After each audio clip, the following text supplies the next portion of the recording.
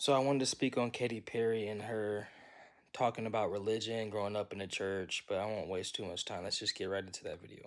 Grew up with a lot of born again Christian beliefs. It was like just do as I say. I ask all the questions in the world, and all the questions in the world have gotten me to where I'm at now.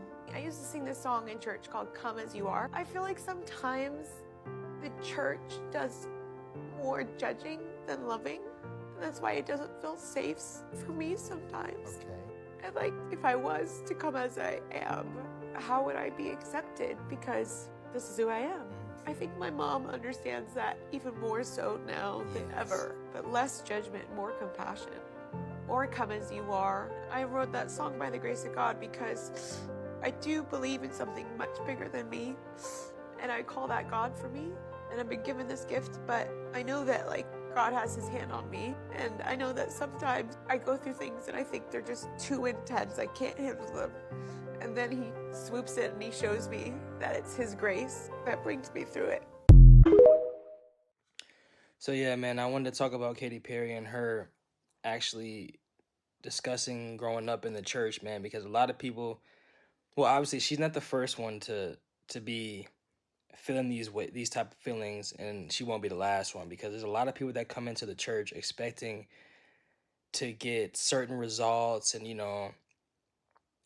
certain things that it seems like it's la la land, and it seems not as serious as people want to say make it seem, but church is serious. So when you come into a church that's not compromising, a church that's built on biblical teachings and principles, people who don't know too much about that type of stuff when they first come into church or growing up or getting older and actually understanding who Jesus is and who God is and actually like trying to seek a relationship with him, they don't know that truth hurts. You know what I'm saying? So Katy Perry probably didn't know that truth hurts, but it seems like the truth hurting seems like judgment from pastors, deacons, preachers, whoever it is in that congregation. It seems like she's like church hurt because of that, and it like stuck to her core. So we see she grew up in the church playing music for the church, and then when she got older, like I was just saying, like grown up and decided to use that church hurt to work for the enemy, man. And she won't be the last person. She was definitely not the first. But I just want to discuss that real quick because I think that's kind of interesting that that's an example of someone actually being led astray and compromising their gifts that are from God to serve the enemy, which is forbidden.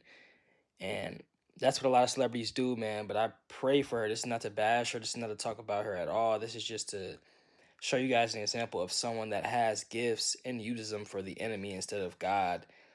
Because how she grew up and then she first was developing a relationship with God when she was younger, and then getting older, she decided that she wanted to probably do her own thing a little bit, because when you're growing up in religion, like forced religion, kind of, it makes it seem like that's all you can do. And she basically said that in the beginning, that's all she knew, it's all she was told to do.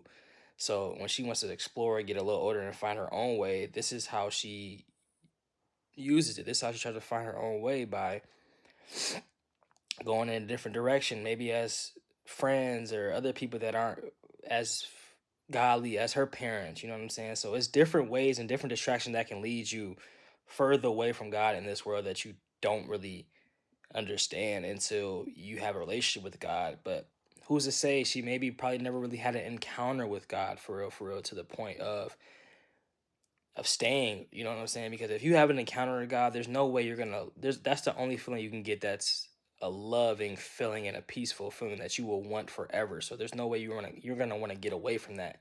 Even if you haven't felt that encounter in a while, you're never gonna want to get away because you know how that felt when you first got touched by God, when you first had an encounter, when you first saw God, when you first felt God. You know what I'm saying?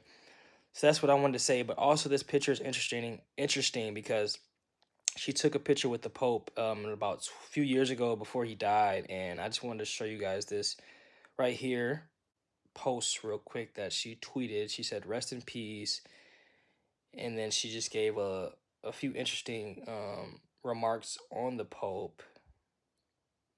I think it was just kind of interesting, what she was saying right here. She called him a rebel.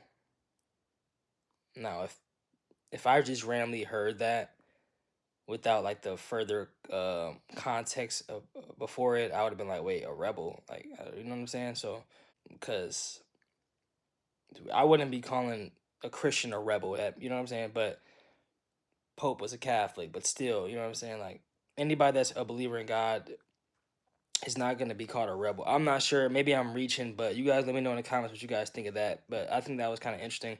But pray for Katy Perry, man. This is a little while ago, but still pray for her. This is an example of people that grow up in the church and want to get away, want to have that feeling of getting away, but they don't want to have God lead them. They don't want God's grace to be shut off on them. You know what I'm saying? So pray for her, man. God bless.